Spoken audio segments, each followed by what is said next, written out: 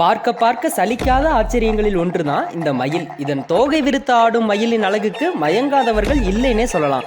இந்தியாவின் தேசிய பறவையா மயிலை தான் சொல்றோம். அதிக ஒலி எழுப்பும் பறவைகளில் ஒன்றுதான் மயில். சாதாரண ஆட்களை விட மழைக்காலங்களில் பார்த்தீங்கன்னா அதிக முறை ஒலி எழுப்புது.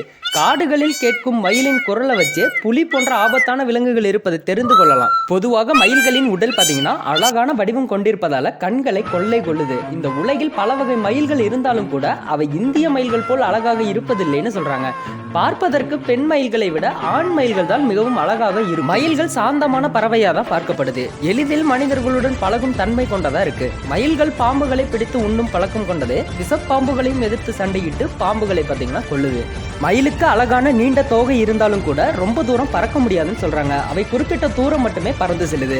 அதிலும் குறிப்பாக தன்னை ஆபத்தில் இருந்து பாதுகாத்துக் கொள்ளவே பறக்குதுன்னு சொல்றாங்க. மயில்கள் அடர்ந்த காடுகளில் பார்த்தீங்கன்னா வாழாது. அவை குறைந்த மரங்கள் கொண்ட நிலப்பரப்புல தான் வாழும். ஆண் மயில்கள் தோகையை கொண்டிருக்கும். பெண் மயிலுக்கு தோகை கிடையாது. ஆண் மயிலின் நீளமான தோகை அதன் உடல் நீளத்துல 60% வரைக்கும் இருக்குன்னு சொல்றாங்க.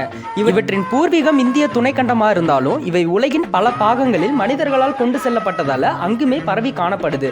மயிலின் ஆண் பெண் இரண்டிற்குமே பார்த்தீங்கன்னா தலையில கொண்டை இருக்கும். ஒரு மயிலுக்கு அதன் தோகை முழுவதுமாக வளர 3 ஆண்டுகள் வரைக்கும் ஆகும் அப்படின்னு சொல்றாங்க.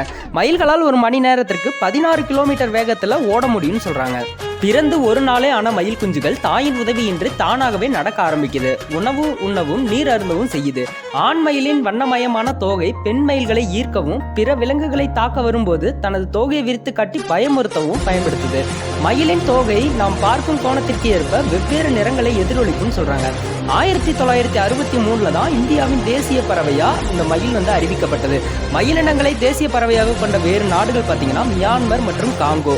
மயில்கள் 20 ஆண்டுகள் வரை உயிர் வாழும் தன்மை கொண்டதா இருக்கு. மயில்களுக்கு நீச்சல் தெரியுமான்னு கேட்டீங்கன்னா கால் விரல்களிடையே சவ்வுகள் இருந்தாலும் மயில்கள் நீச்சல் அடிக்காது. அந்த சவ்வுகள் தரைப்பகுதியை மரக்கிளைகளை பற்றி கொள்ள மட்டுமே உதவுது. ஆண் மயில்கள் அழகான தோகையை கொண்டிருந்தாலும் அது நீச்சல் அடிக்க உதவாது.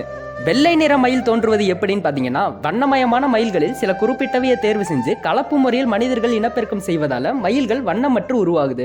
இதற்கு காரணம் உண்மையில் ஒரு மரபணு மாற்றம் தான். இதுவே வெள்ளை மயில் உருவாக காரணமா அமைஞ்சிருச்சு. பிற வெள்ளை நிற விலங்குகள் உருவாக அல்பினிசம் எனப்படும் மெலனின் நிறைவு குறைபாடு தான் காரணம்.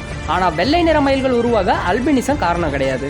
மயில்களால் பார்த்தீங்கன்னா 11 வித்தியாசமான ஒலிகளை எழுப்ப முடியும்னு சொல்றாங்க. அந்த ஒலிகள் மனிதர்களுக்கு எரிச்சல் ஊட்டுவதாகவே இருக்கும். பொதுவாக மயில்கள் மழையை அறிவிக்கவே அந்த மாதிரி ஒலியை எழுப்புது. நாய்கள் எழுப்பும் மொழியை குறைத்தல் என்பது போல மயில்கள் எழுப்பும் மொழியை அகவுதல்னு சொல்றாங்க.